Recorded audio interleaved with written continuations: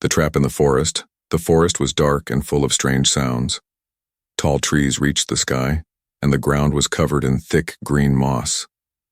A soft wind moved the leaves, making whispers in the air.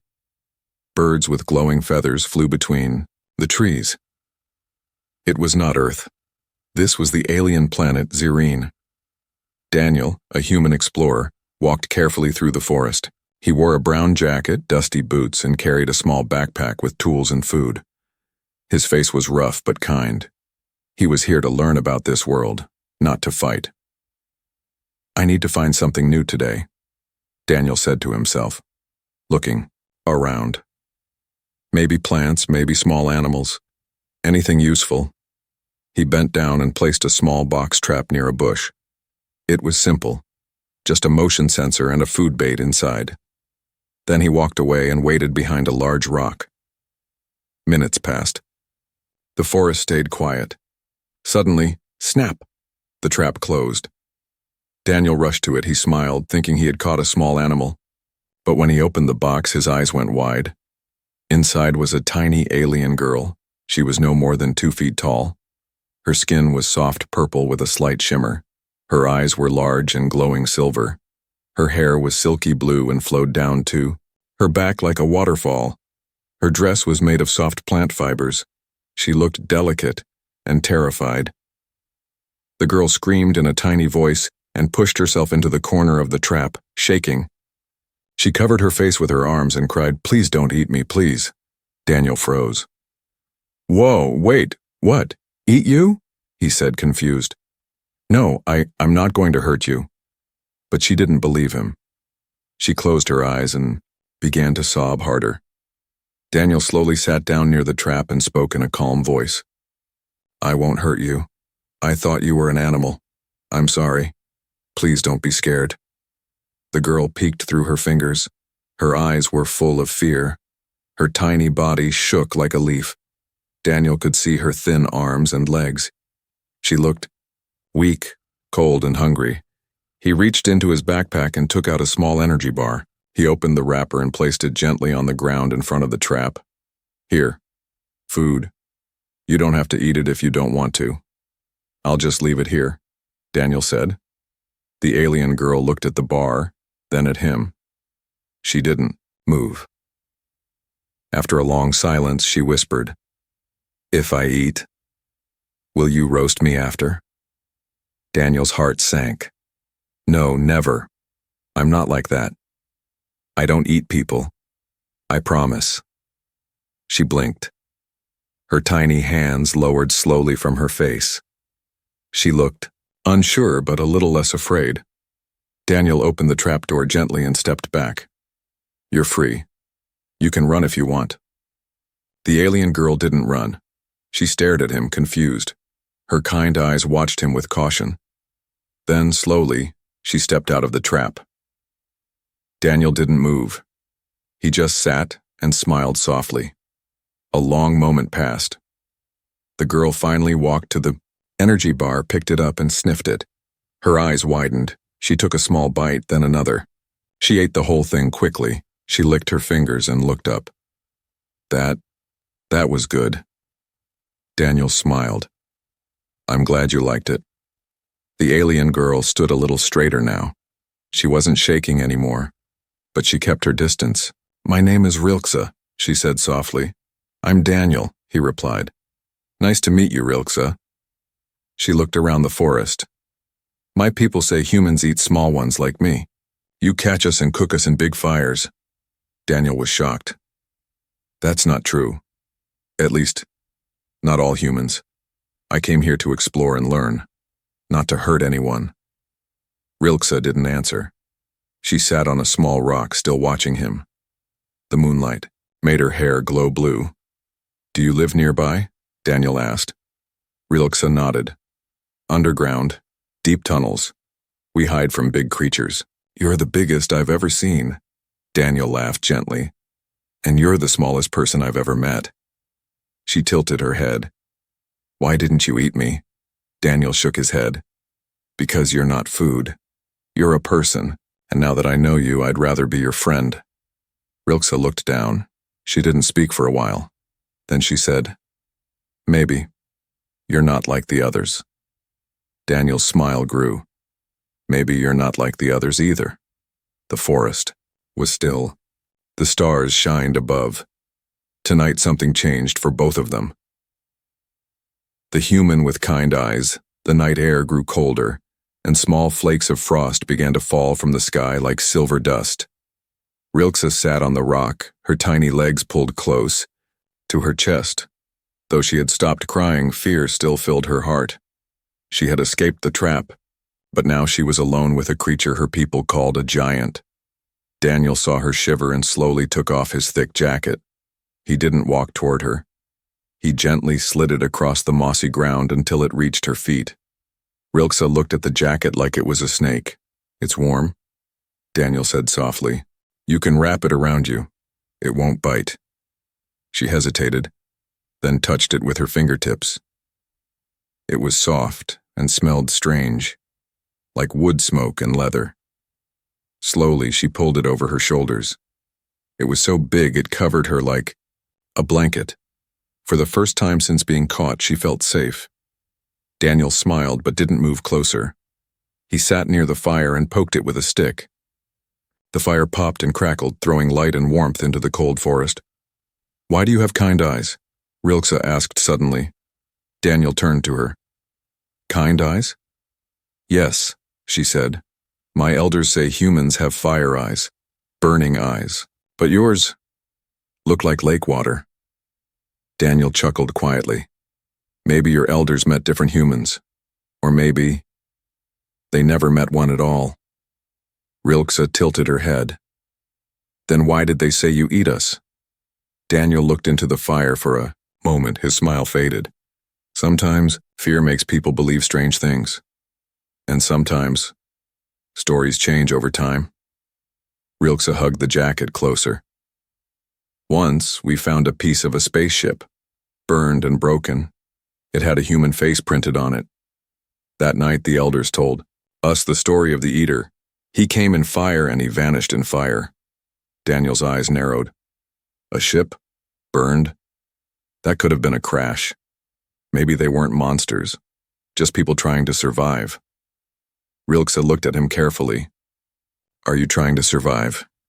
Daniel nodded. "Always." She looked up at the stars. "Then maybe we're the same." They sat together in silence. The forest around them whispered with life, but something quiet grew between them. A strange understanding. A peaceful stillness. After some time, Daniel pulled out another food packet. He opened it and took a small bite, then placed the rest on a leaf and pushed it toward Rilke. "Want to share?" Rilke crawled closer, still wrapped, in the jacket. She sniffed it. This one smelled sweet and nutty. She took a bite. Then her eyes went wide. "This tastes like spark fruit." Daniel raised an eyebrow. "What's spark fruit?" Rilke pointed at a tree nearby. "That, but our version is more sour. Yours is nicer." Daniel laughed. "Maybe you just like human food." She chewed happily, then suddenly stood up and asked, "Do you have a shelter?" Daniel nodded. "Yes, a small pod, not far." "Why?" "My people will search for me," she said, her voice low. "But if they find you first, they might attack." Daniel sat up straighter. "Why would they attack me?" "Because they think you'll do the same," she replied. "They don't know what I know now." He nodded slowly. "Then let's stay hidden for now. I can build a screen wall to block heat signals. Will you stay with me until morning?" Rilke thought about it. "If you promise, no eating me." Held up both hands. "Promise." And so, they moved to Daniel's pod, a small silver shelter tucked between thick trees. It was simple but safe. Inside, the lights were soft and blue, the air warm.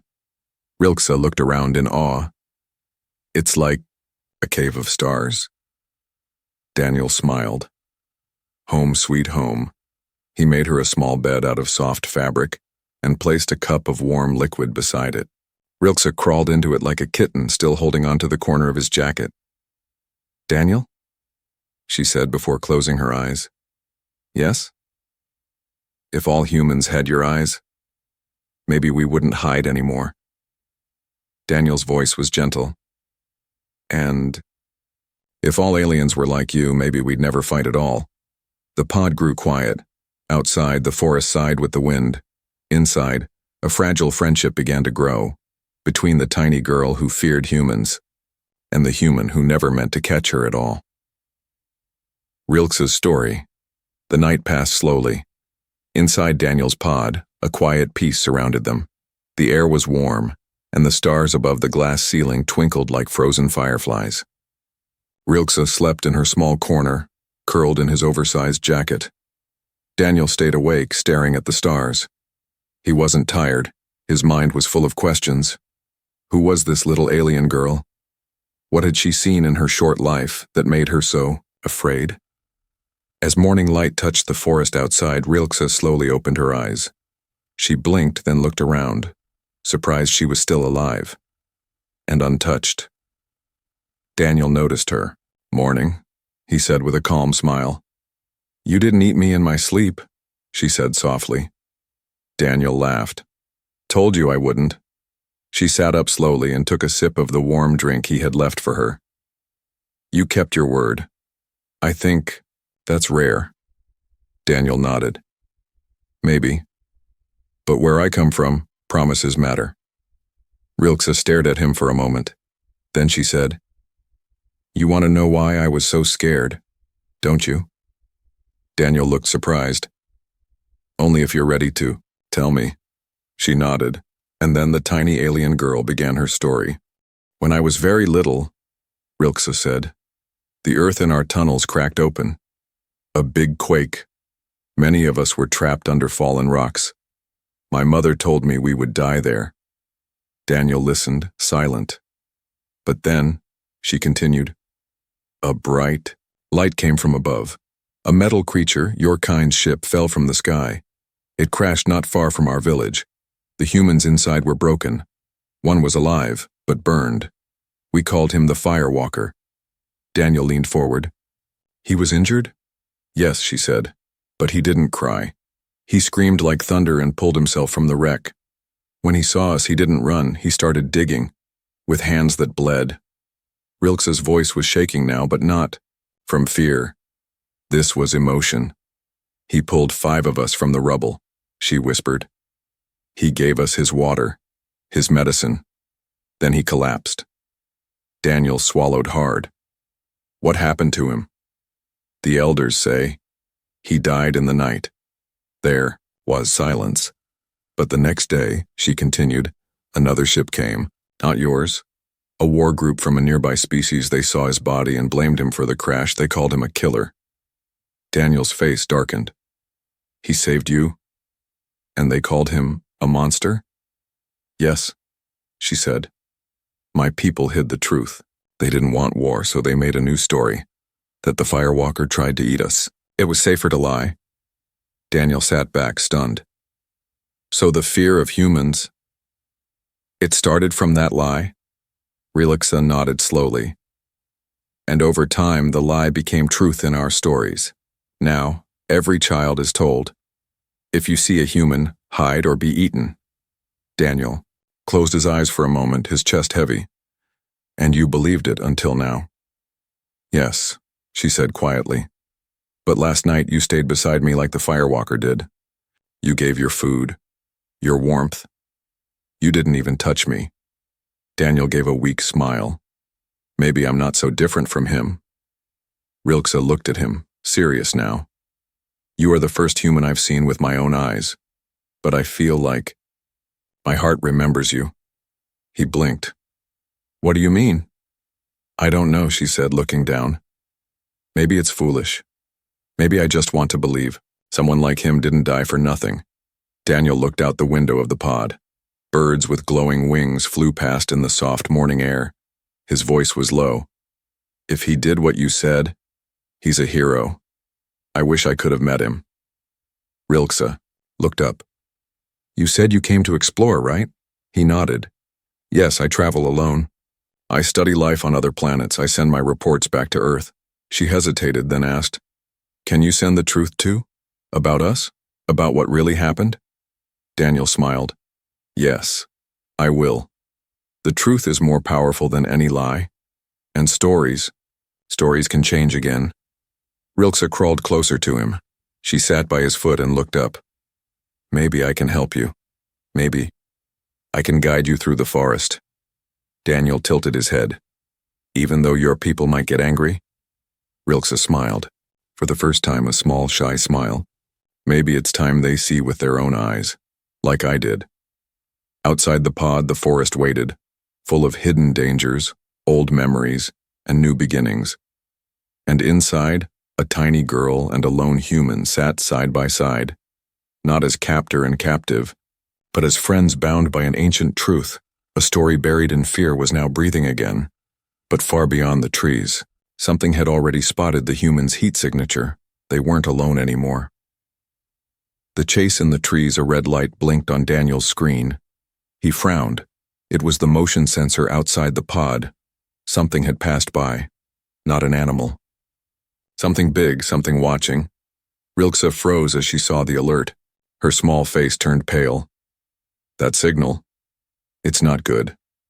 Daniel spoke calmly. What is it? She whispered. It's them.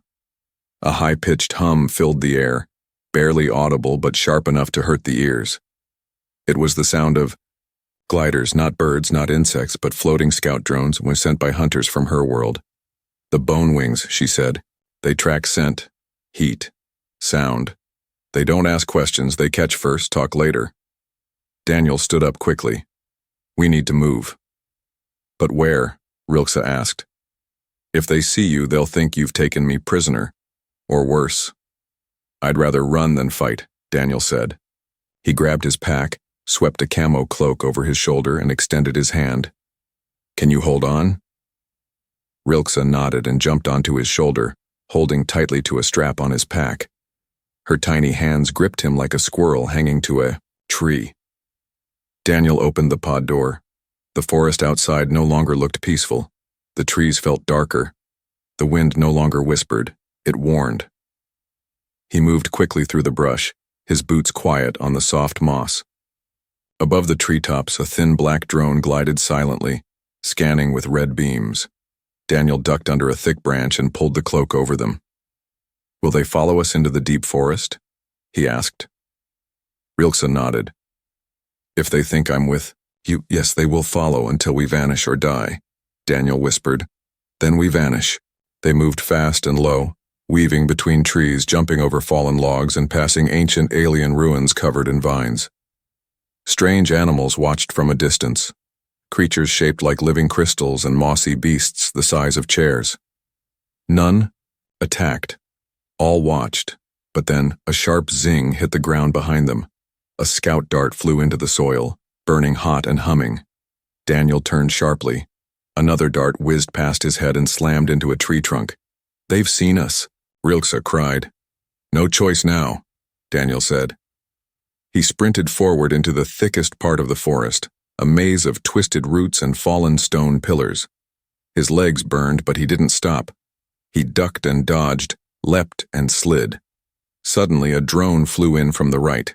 It aimed a net blaster, but before it could fire, Rilke did something strange.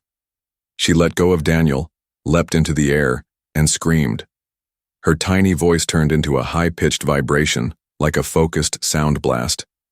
The drone shook and lost control, crashing into a tree. Daniel caught her in midair as she fell. What was that? He asked, shocked.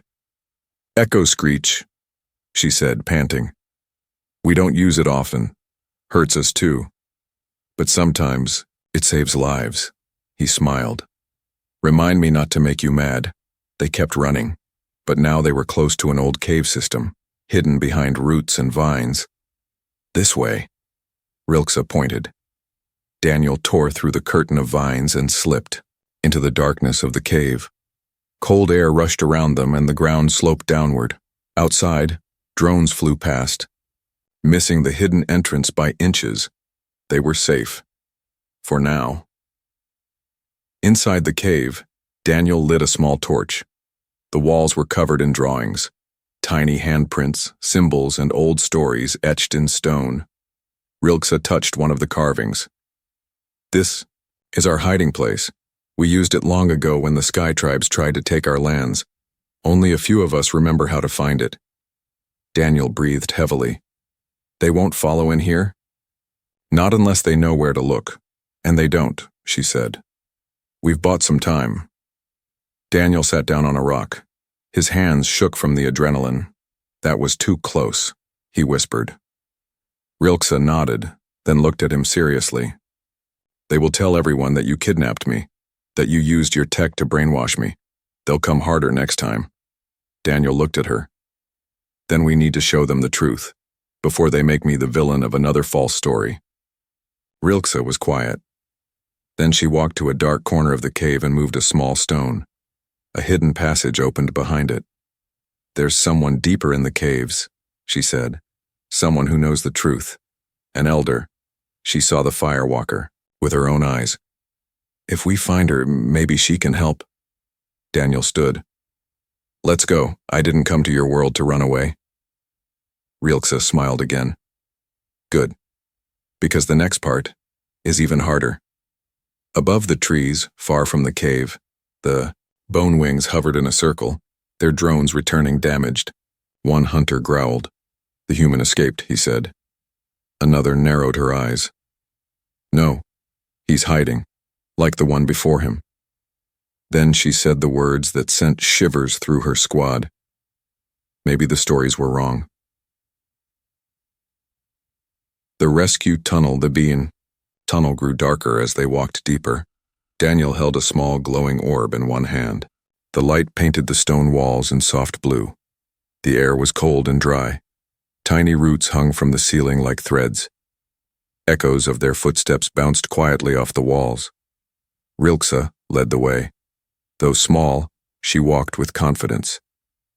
These tunnels are older than my people, she whispered. They were carved by the stonewalkers. No one's seen them in 1,000 years. Daniel looked around.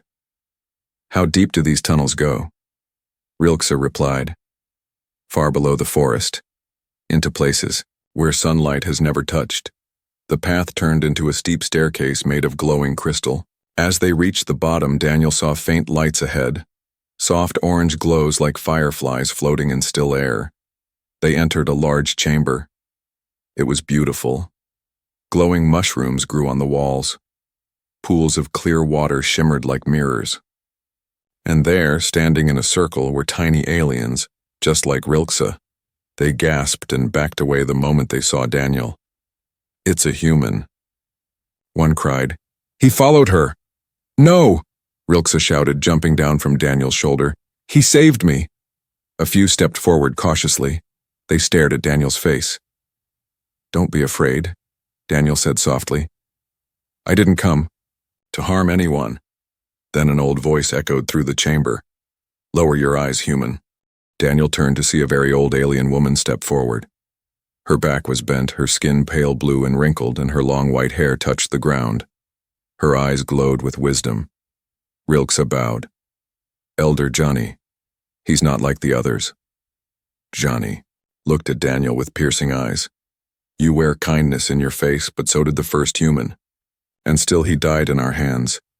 Daniel stepped forward, slowly kneeling. Then maybe I've come to finish what he started. Johnny's eyes narrowed. Do you know what he started?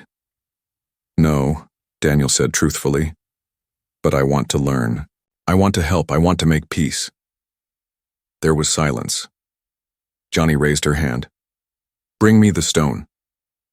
A younger alien brought her a glowing black rock. She held it to her chest and spoke words in a strange old language. The stone lit up and began to project an image into the air. Daniel gasped. He saw a human, burned, bruised, but alive, carrying tiny alien children on his back. He was digging, lifting rocks, handing out food and water. His eyes were full of pain and love. Then he saw the crash, the human saving them. And then, lying still under a tree, lifeless, Johnny whispered. He was not a monster, but we were afraid. We buried him in silence and built a lie to protect our people. Tears formed in Daniel's eyes. Then his death was never known, not even to Earth. Johnny nodded. Until now. The projection faded. Silence filled the chamber. Then Johnny slowly walked to Daniel and did something no one expected. She placed her tiny hand on his forehead. I see the same light in you, she said. And light must not be hidden. The crowd of aliens whispered among themselves. The fear began to fade.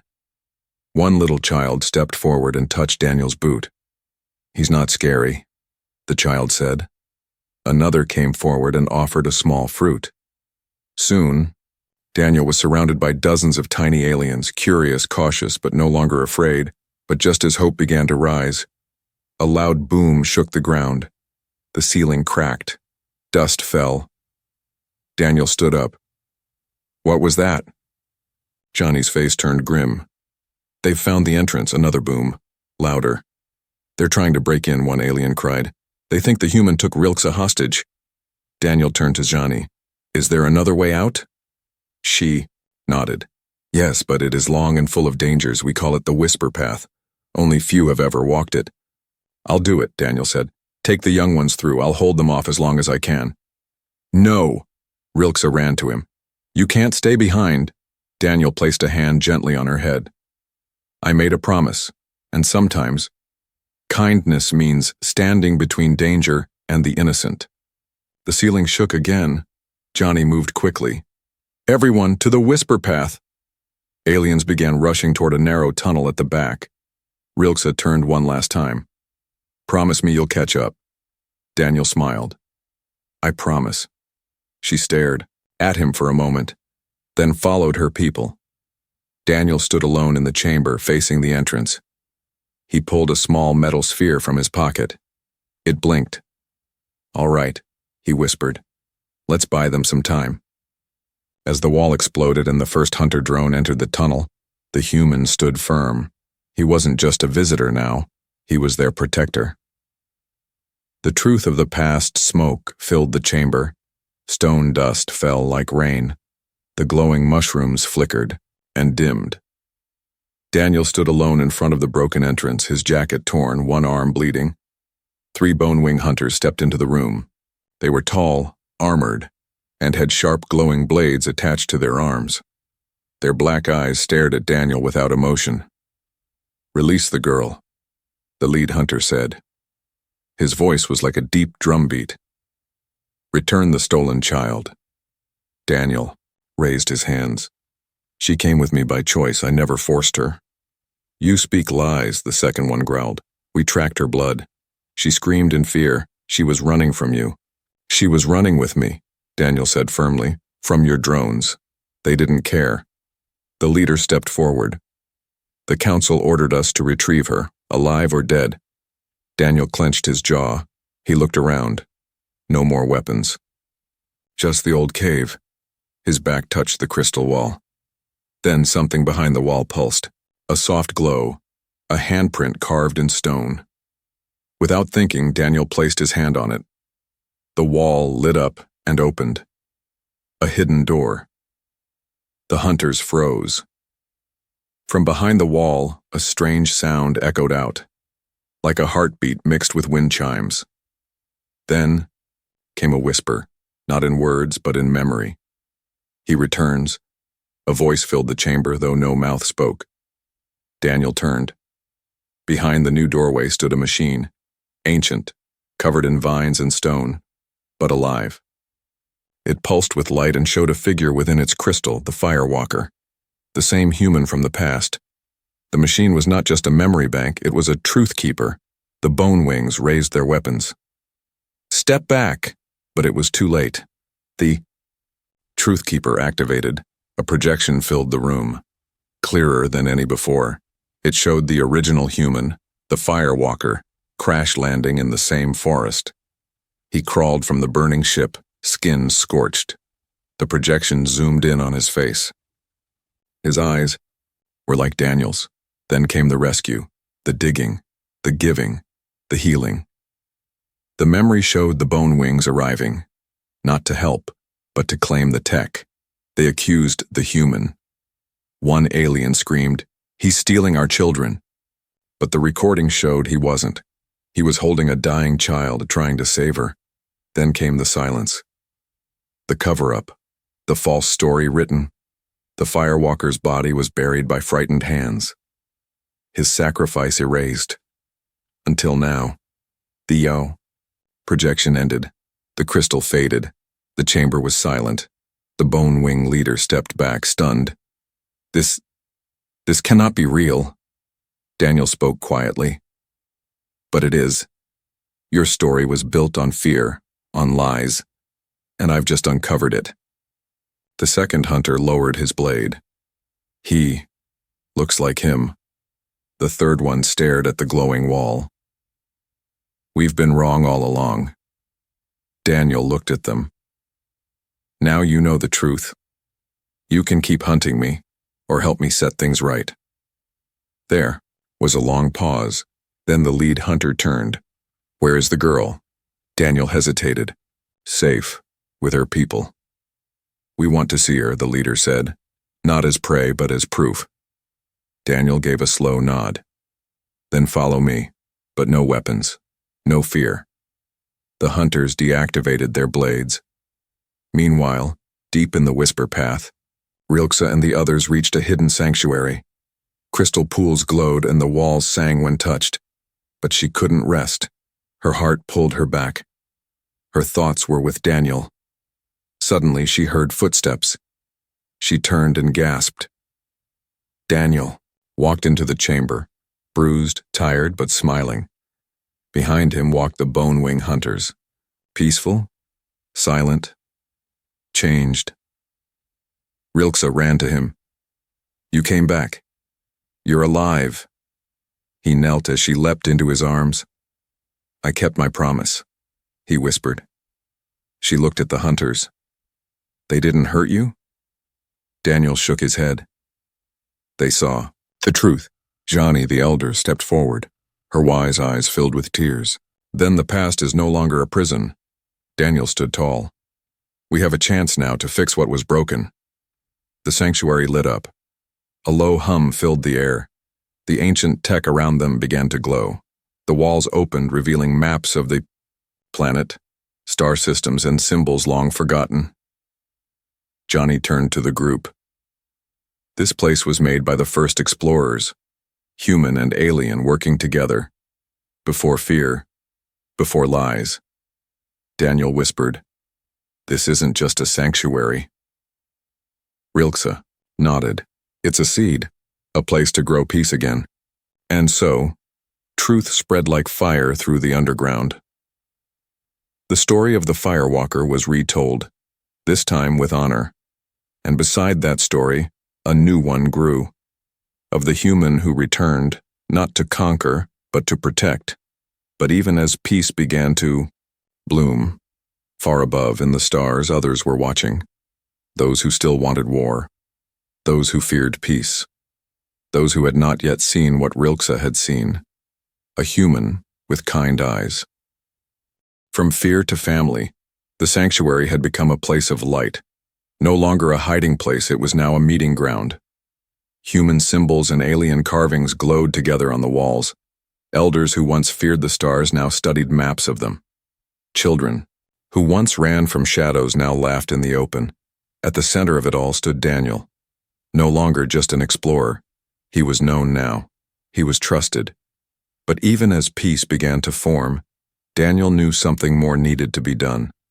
A signal had to be sent to Earth, to share the truth with his people, to tell them the real story of Rilke, the Firewalker, and the ancient lies that once divided two worlds.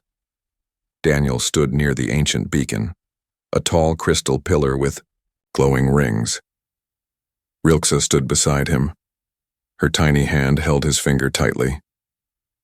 Will they believe you? She asked. Daniel looked at the stars above. I don't know, but I have to try. He placed his hand on the beacon. Energy pulsed through. The crystal. The floor lit up beneath his feet. He spoke clearly. To any human receiving this message, I bring news not of war but of peace. I found a people once hidden in fear. I found a truth buried in silence, and I found a girl who reminded me what it means to care. He paused, then looked at Relixia. She was once afraid I'd eat her. Now, she calls me friend. The beacon recorded every word, every heartbeat, every breath, and then it sent. The beam shot into the sky like a pillar of blue lightning, racing across stars. As the message traveled through the galaxy, something else was happening. Rilxia's people and the Bone Wings, once enemies, were now working together, repairing old machines, building new shelters, and sharing food. Johnny, the elder, watched the children play. "It has begun," she said. "The new story." One of the hunters nodded. The story of the man who did not take, but gave. Later that evening, a celebration was held in the crystal chamber. Lights sparkled above like floating stars. Music, soft and strange, filled the air. Tiny hands offered Daniel flowers, food, and shiny pebbles. He sat on a carved stone seat, surrounded by dozens of small aliens. Rilxia sat on his shoulder, now wearing a necklace made of crystal seeds, an ancient symbol of honor. "I never thought I'd be someone's hero," Daniel whispered. "You're not just a hero," Rilxia said. "You're part of the family now." Daniel's heart softened. No mission, no discovery, no reward had ever felt like this. Suddenly, a signal crackled through Daniel's wrist communicator. His eyes widened. It was from Earth. The voice was clear. "Daniel Hayes, this is Commander Ridgway. We received your transmission. Are you safe?" Daniel smiled. "More than safe, Commander. I found something incredible." A pause. "Permission granted to begin diplomatic contact. We're sending a peaceful team." Daniel looked at Rilxia. "They're coming." Rilxia smiled. "Good. Then they will learn what I learned. Humans are not what we feared." Weeks passed. The humans arrived, not with weapons but with open hands and soft voices. They knelt when they met the elders. They listened when the tiny aliens spoke, and when they saw the projection of the Firewalker, they saluted. Peace grew like roots in deep soil. The ancient lie was replaced by shared truth. The hunter who once aimed his blade now taught alien children how to read star maps. The elder who once told scary stories about humans now sang songs of the human with kind eyes. One day, as the sun rose behind the forest, Daniel sat on a log outside the sanctuary. Rilxia climbed onto his knee. She looked serious. "Daniel?" "Yes?" "You saved me. But more than that, you believed me. You saw me when others saw only fear. I want to give you something." She pulled a small glowing stone from a pouch. "This is a family stone. It means we choose you." Daniel blinked. You want me to be part of your family?" Rilxia nodded. "Not by blood, by choice." Daniel's throat tightened. "I've traveled across stars, but I never thought I'd find home so far from Earth." He took the stone and placed it around his neck. Rilxia leaned her head on his arm, and they watched the sky together. No longer strangers, no longer afraid, but family, built not by size or species, but by trust. Epilogue. Years later, stories of the human who changed the tunnel tribe spread across the galaxy. Children whispered his name with awe. Explorers carried his symbol for peace. And deep in the forest of Zirine, a tall tree stood with carvings on its trunk. She feared he would devour her. Instead, he gave her a future.